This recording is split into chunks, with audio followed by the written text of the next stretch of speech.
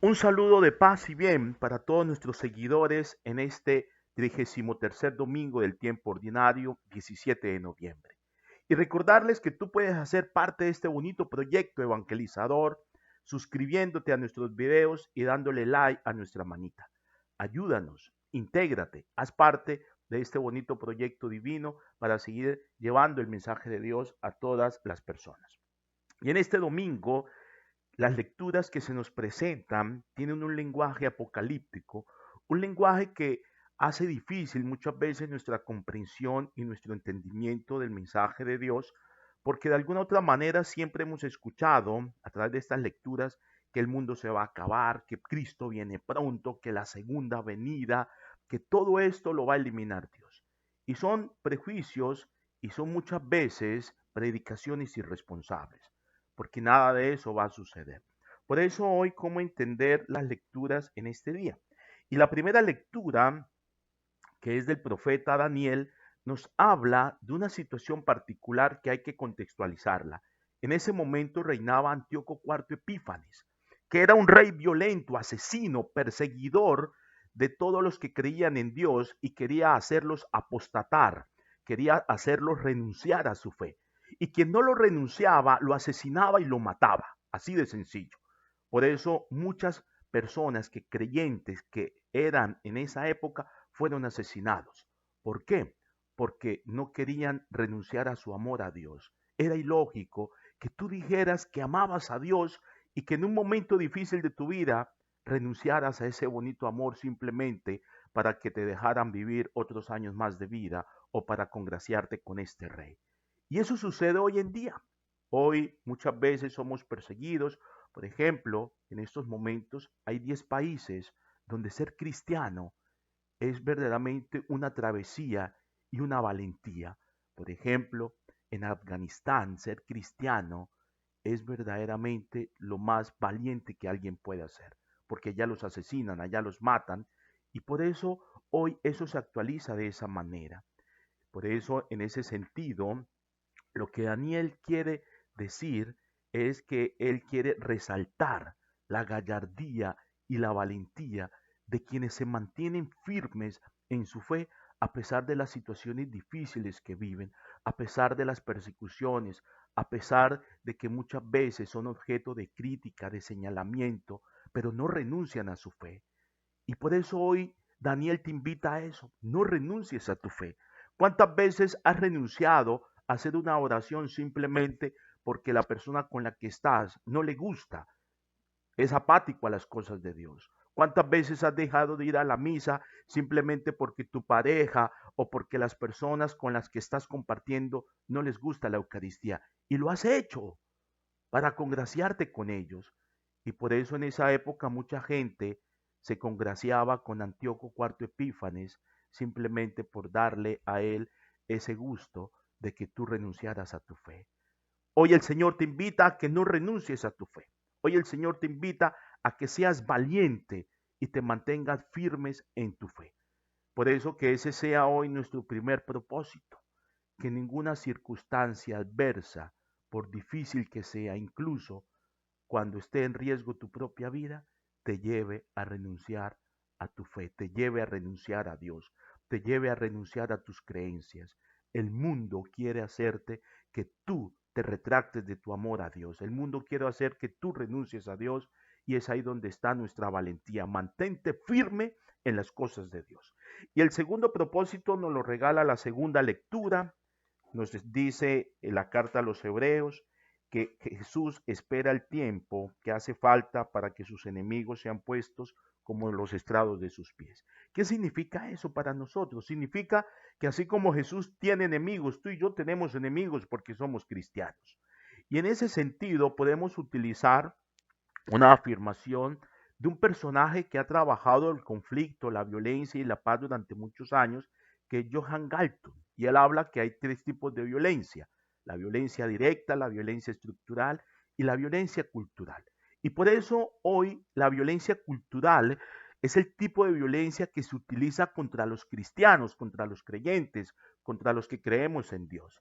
¿Por qué? Porque ella se manifiesta en actitudes y prejuicios que prohíben tu modo de realizar y tu modo de practicar y tu modo de relacionarte con Dios. Por ejemplo, te prohíben hacer una oración. A veces en el trabajo te dicen, aquí está prohibido hacer oraciones. Aquí está prohibido hablar de Dios. ¿Y qué haces tú cuando eso sucede? La pregunta es, ¿qué hago yo cuando ese tipo de violencia viene a mi vida? ¿Qué haces tú cuando te dice no puedes usar escapulario, no puedes usar el rosario? ¿Te lo quitas, lo guardas o dices, no, yo me mantengo firme, es mi identidad de cristiano? Por eso hoy la violencia cultural, que es una violencia silenciosa, que se manifiesta en ciertas actitudes que te van prohibiendo, que te van cohibiendo, es una violencia que quiere hacer que tú renuncies a las cosas de Dios. Por eso, ¿qué hacer nosotros cuando ese tipo de violencias aparece en nuestra vida? Y se seguirá apareciendo.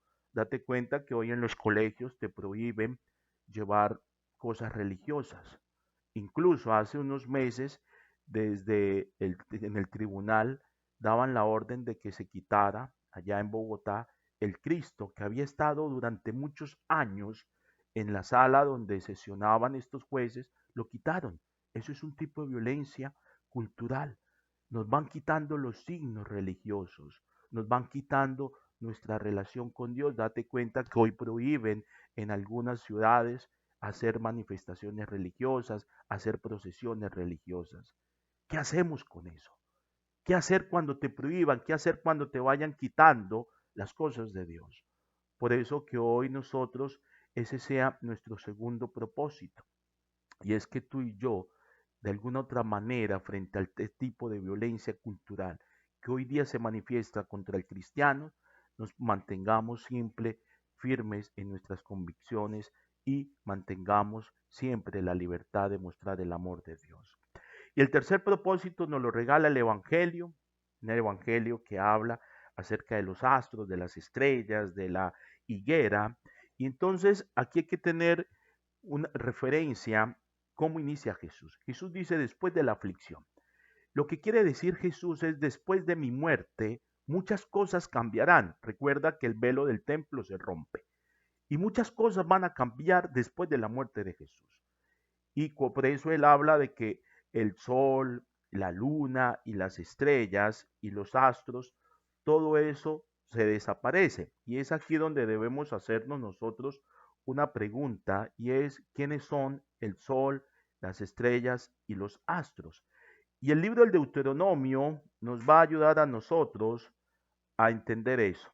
Y entonces dice lo siguiente en el capítulo 4, verso 19: cuando levantes tus ojos al cielo, cuando veas el sol, la luna, las estrellas y todo el ejército de los cielos, no vayas a dejarte seducir y te postres ante ellos para darle culto.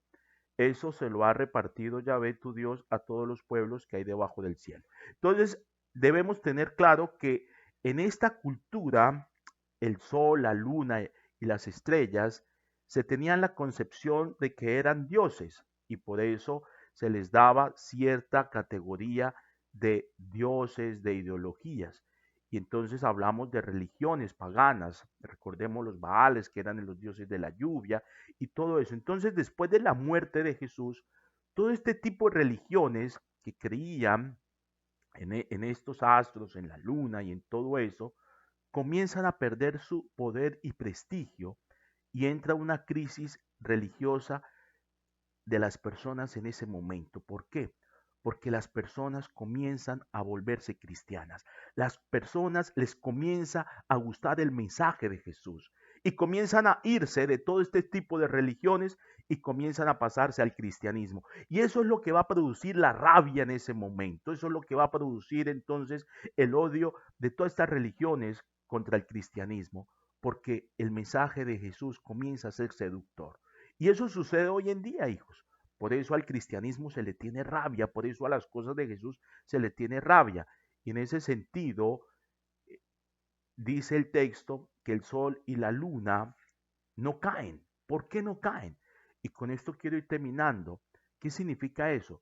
Al ser estos astros, hacer ideologías religiosas, significa que cada generación de cristianos, así como las que nosotros sucedimos, nuestras propias generaciones y las generaciones que vendrán prontos tendrán y encontrarán nuevos ídolos, es decir, sistemas de valores que sirvan de apoyo a las ideologías que legitiman los poderes antihumanos, que legitiman todo aquello que va en contra de lo que propone Jesús. Por eso siempre iremos a tener valores, ídolos que vayan en contra de la religión, que vayan en contra de Jesús. Por eso no te preocupes, no te desanimes. Nuestros antecesores lo tuvieron, nosotros lo tenemos hoy en nuestra época, cuando vemos cómo meten a los sacerdotes a las cárceles, cuando vemos cómo prohíben colocar una cruz en un lugar, cuando vemos cómo prohíben que la religión se dicte en los colegios, cuando vemos cómo se prohíben tantas cosas frente a las cosas de Dios. Entonces no te sientas por eso. Siempre habrá valores religiosos, ídolos que vayan en contra del amor de Dios. Por eso que hoy nuestro tercer propósito sea ese, que tú no hagas parte nunca de los valores que legitiman todo lo que va en contra de las cosas de Dios. Tú no puedes hacer parte de eso. Tú no puedes hacer parte de las campañas que vayan en contra del amor de Dios. Que hoy el Señor nos ayude a cumplir estos tres bonitos propósitos. Amén.